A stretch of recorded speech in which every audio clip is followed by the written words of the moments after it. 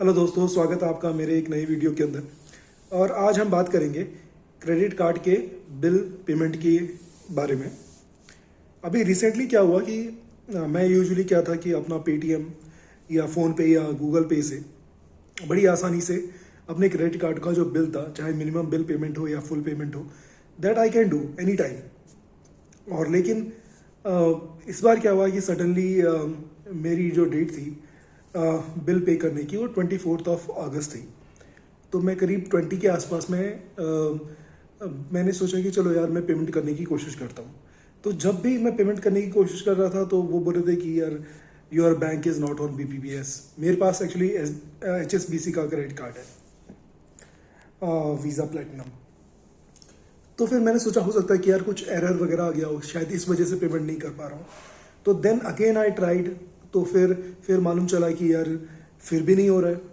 और डेज काफ़ी कम बचे थे। आपको तो पता ही है कि अगर आप मिनिमम बैलेंस भी पे नहीं कर पाते हो या आप क्रेडिट कार्ड के बिल पे नहीं करते हो तो उसमें काफ़ी ज़्यादा इंटरेस्ट और पेनल्टीज़ आपको लग जाती हैं और आपका क्रेडिट स्कोर भी इम्पैक्ट होता है, जो कि अपने में ही एक डिफ़िकल्ट चीज़ है। लेकिन फिर मैंने सोचा कि क्यों ना और किसी तरीके से कोशिश की जाए, क्या पता मैं अपने किसी फ्रेंड, अपने कुछ रिलेटिव्स के थ्रू इसको पेमेंट करने की कोशिश करता हूँ, क्योंकि उनके उससे भी हो सकता है। तो मैंने जब अपने कार्ड की डिटेल्स वगैरह भी उनके फ़ोन पे या गूगल पे भर के पेमेंट करने की कोशिश की, तो similar kind of message actually मेरे को मिला।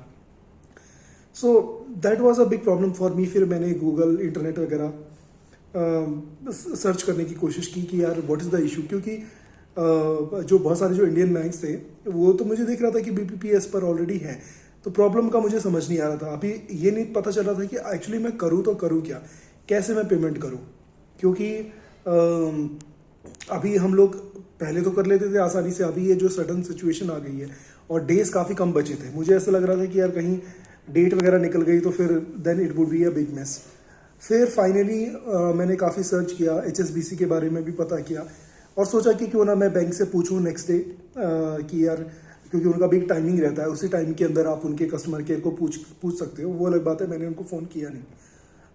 और मैंने इंटरनेट में भी सर्च किया कि मैं ही इस प्रॉब्लम को फेस कर रहा हूँ कि बहुत सारे दूसरे लोग भी इस प्रॉब्लम को फेस कर रहे हैं।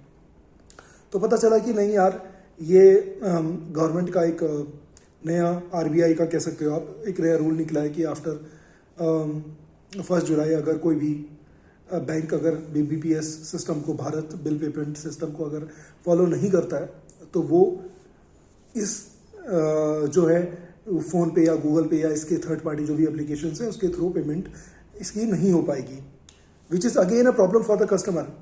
एक्चुअली क्या है कि सभी को ये पहले एजुकेट करना चाहिए, जो कि गवर्नमेंट का हमेशा से एक लैकिंग पॉइंट रहता है। वो कभी किसी को कुछ बताते नहीं है। सडनली उठेंगे एक दिन नींद से, जागेंगे, बोल देंगे कि अरे ऐसा करना है। जब अपन लोगों को नहीं पता तो फिर मुझे नहीं लगता कि बहुत सभी लोगों को पता रहता है कि यार ये ऐसा कुछ आ गया है। वो तो तब जब आप प्रॉब्लम फेस करते हो तो ही आपको पता चलता है कि यार ऐसा भी कुछ आया है क्या, then you are searching, then you are finding. और मैं HSBC के बारे में भी पता कर रहा था कि यार इनका कुछ ऐसा इशू है क्या, are they not in BPPS, because उस समय बात चल रही थी कि यार HDFC या ICICI इन 2 बैंकों ने शायद BPPS में ट्रांसफ़र नहीं किया, लेकिन वो लोग प्रोसेस में है because they have a long data, they have a large data. तो फिर क्या हुआ कि मैं सर्च करता रहा, क्या करूँ। Then I got an idea कि क्यों ना चेक के थ्रू पेमेंट किया जाए। लेकिन चेक में फिर वही प्रॉब्लम आता है कि चेक आप जब डिपॉजिट करते हो तो 3-4 दिन उसको क्लियरिंग में लग जाते हैं। तो फिर again this is a big issue. अभी पेटीएम, फ़ोन पे तो तुरंत ही आपने पेमेंट कर दिया तो यू नो कि यार इट विल स्टार्ट रिफ्लेक्टिंग। फिर वो प्रॉब्लम भी वो भी मेरे लिए एक बिग प्रॉब्लम हो गया। फिर उसके बाद मैं सर्च करने लग गया HSBC बैंक बेंगलोर के अंदर की कहाँ पर रहेगा। तो जितने भी बैंक्स देख रहा हूँ दे आर मोर देन, वो सिटीज़ की तरफ थे और सिटी की तरफ थे और ऑलमोस्ट 10 किलोमीटर, 13 किलोमीटर, 15 किलोमीटर वहाँ पर उनकी ब्रांचेस थी। तो मैंने कहा यार इतना दूर जाना भी आपको काफ़ी टाइम लगने वाला है, 3-4 घंटे तुम लगा लो, 1-1.5 घंटा जाने में, 1-1.5 घंटा आने में। तो मैंने कहा यार ये भी सॉल्यूशन तो नहीं चलेगा, because it would B A mess and मुझे क्विक डिसीजन लेना पड़ेगा। ये पता नहीं कि कैश जाके जमा कर सकते हैं कि नहीं कर सकते ये भी। तो finally I search for something कि उसमें ये था कि आप ऐसा करो कि अकाउंट ट्रांसफ़र करने की कोशिश करो, क्योंकि चेक में भी क्या होता है कि आप चेक में लोन का अकाउंट नंबर लिखते हैं, ठीक है, और आप साइन करके फिर वो सबमिट करते हैं। ठीक है, तो अकाउंट ट्रांसफ़र में भी ऐसा है कि अगर बैंक में आप अकाउंट खोलेंगे तो IMPS या NEFT, IMPS शायद ना हो, लेकिन NEFT के थ्रू आप पेमेंट कर पाएंगे। तो फाइनली मैंने बैंक को ऐड किया और वो ऐड हो गया लकीली फॉर मी, और फिर मैंने NFT के थ्रू जो है उसको पेमेंट करी क्रेडिट कार्ड की। तो दिस इज़ समथिंग, अगर आपको कोई भी इस टाइप के इश्यूज आ रहे हैं तो आप ऐसा कर सकते हैं और NEFT करें। IMPS शायद नहीं हो पाएगा, आप पेयर ऐड करें अपने बैंक अकाउंट में और उसके थ्रू पेमेंट करें। HSBC के साथ मेरा ये इशू हुआ, मुझे नहीं पता कि आपका इशू किसी और क्रेडिट कार्ड कंपनी या बैंक के थ्रू में, बैंक के साथ में भी ये हो रहा है।